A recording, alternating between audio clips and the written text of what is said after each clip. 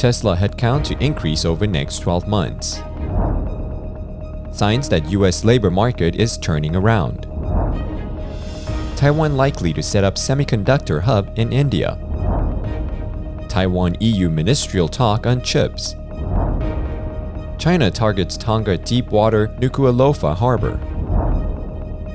Japan to dispatch active duty defense staff to Taipei. The old man on TikTok is Colombia's presidential favorite.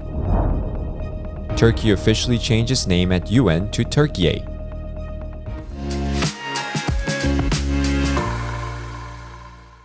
Hello, I'm Johnny. Thank you for joining us on FUNDAY News. It's June 6th, Monday, and here are your top stories.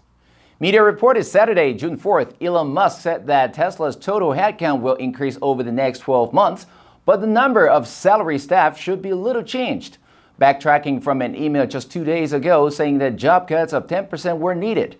Before that email about staff numbers, Musk had also emailed Tesla employees on June 1st with an ultimatum that they should come back to work at least 40 hours a week and resign if they fail to do so. Musk on June 2nd said Tesla's AI Day has been pushed back to September 30th and said a prototype of Optimus, a humanoid robot that is a company priority, could be ready by then and could be launched next year. In an email to employees on June 3rd, Musk said Tesla would reduce salary headcount by 10%, as it has become overstaffed in many areas, but hourly headcounts will increase. According to a Tesla U.S. regulatory filing, the company and its subsidiaries had almost 100,000 employees at the end of 2021. According to a U.S. official report, U.S. employers added 390,000 jobs in May. This is more than the 318,000 new jobs expected by economists. The unemployment rate was unchanged at a low of 3.6%, though it's worth noting that the labor force participation improved by 62.3% as 330,000 people entered the labor force. In addition, average hourly earnings in May increased by 0.3% from April, reflecting a 5.2% gain from a year ago. In summary, the U.S. continues to put people back to work, which is good news for economic growth. According to the Techer by Sam Rowe, although the U.S. employment situation May 2022 report of the Bureau of Labor Statistics showed the pace of job growth may be cooling, the employers seem to be attracting people back into the labor force without causing wage growth to accelerate, which is good news for those looking to bring inflation down.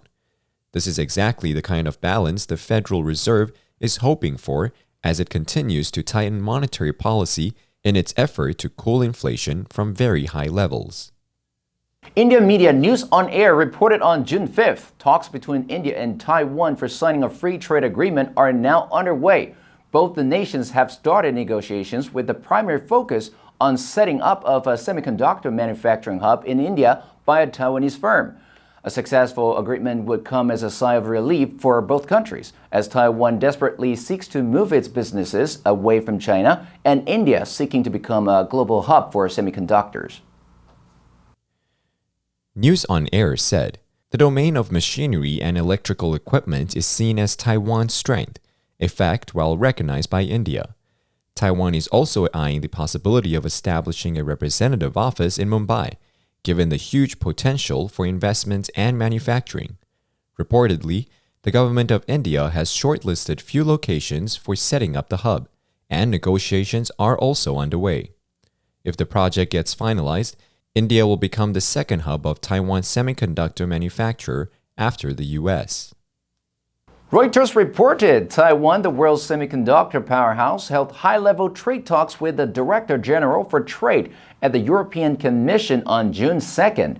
Taiwan's Economy Minister Wang Meihua told the senior EU trade official Seban Weiyan on the evening of June 2nd that Taiwan will continue to be a trusted partner of the global semiconductor industry and help stabilize supply chain resilience. As before, Taiwan has tried its best to help the EU and other partners resolve a global shortage of chips. Reuters reported in February, the EU unveiled the European Chip Act, with the bloc mentioning Taiwan as one of the like-minded partners Europe would like to work with. The European Commission said, in the online talk, the two sides discussed ways to boost research cooperations and will work together to monitor semiconductor supply chains to anticipate supply disruptions. However, Taiwan's Global Wafers failed in February in a $4.64 billion takeover attempt of German chip supplier Siltronic. Reuters said, "It's one wrinkle for EU ambitions."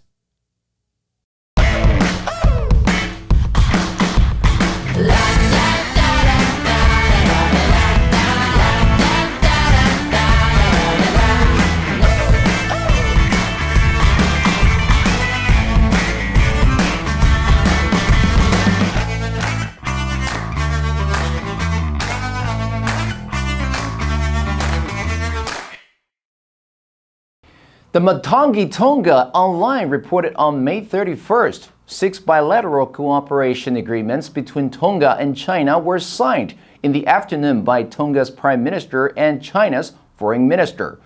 In the list of 6 bilateral cooperation agreements signed by the two countries, agreement for the peripheral area of Malaukila Royal Tomb Improvement Project revealed that the site is only 6 to 7 minutes driving distance from Tonga's sole deepwater harbor, Nuku'alofa Harbor. And get some of the families back on their feet through some recovery plans like... In October 17, 2019, the New York Times reported, under a secretive deal, Tulagi Natural Deepwater Harbor in the Solomon Islands has been authorized for a Chinese development project to improve the prosperity of the island. Media reported, the Solomon Islands signed a security agreement with China in April that will permit Chinese naval vessels to use the island ports. The Matangi Tonga reported, China has dispatched 2 naval ships, 2 fishing vessels, and 2 Y-20 military aircraft to deliver relief items to Tonga. Soon after the Hantonga-Honga Huapai volcanic disaster on January 15th. Japan's media Sankei Shimbun reported on June 4th the government of Japan had decided to dispatch active duty Ministry of Defense personnel to the Taipei office of the Japan-Taiwan Exchange Association. Japan's de facto embassy in Taiwan, Sankei noted, it is not the self-defense forces that are dispatched, but a civilian official. For the time being, the team will consist of 2 personnel, including 1 former self-defense force officer currently stationed there.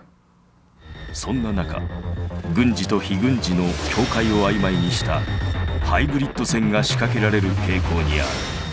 Sankei said, in response to China's intensification of military activities around Taiwan, the dispatch will be made as early as this summer.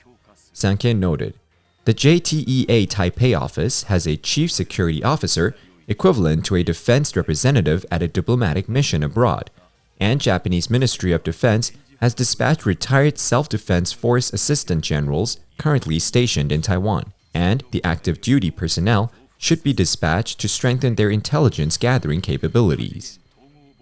Media reported on June 3rd, a 77-year-old man could become the surprise winner of the second round of the Colombian presidential election on June 19th.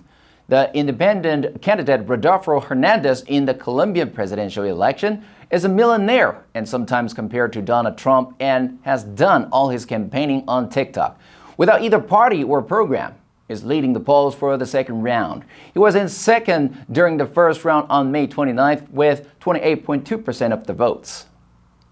Con 77 años y conocido popularmente como el Donald Trump colombiano, Rodolfo Hernández, candidato a la presidencia de Colombia, hoy se populariza como el rey del TikTok. The independent Rodolfo Hernandez did not compete in a party primary, meaning he had less media exposure than the other candidates. He also did not hold traditional rallies and shunned TV debates, instead communicating with his followers via short messages on TikTok. But his followers on the social media platform soon grew to over 500,000, and his videos have had more than 4 million likes. Media said, at first, his videos on social media platform like TikTok caused amusement, and he was thought to stand little chance against his better-known rivals. On June 1st, UN spokesperson Stefan Dujarric told Turkish state-run outlet Abdulu Agency that the name change of the country from Turkey to Turkiyet had become effective from the moment the letter was received. In December 2021, Turkey's President Recep Tayyip Erdogan ordered the use of Turkiyet to better represent Turkish culture and values. even demanding that made in Turkey be used instead of made in Turkey on exported products. Turkey's government has sent a letter to the United Nations formally requesting the change to be done immediately. Toplumsal barışı ve insanların bir arada yaşama iradesini dinamitleyen bir güvenlik tehdidine dönüşmüştür. The country called itself Turkiye, Turkiye, which is pronounced Turkiye, after its declaration of independence in 1923. Turkish officials and state-run media suggest there are several reasons behind the push to have the country's international recognized as Turkiye, including distancing itself from certain less flattering associated search results. In fact, there's a myriad of historical examples in name change of a country, including Persia becoming Iran and Siam becoming Thailand. And in 2020, the Dutch government started rebranding the country as the Netherlands rather than Holland. And that's all the time we have for today. Thank you for joining us on FUNDAY News. Let's make every day a fun day. I'm Johnny Woo, your host. I will see you next time.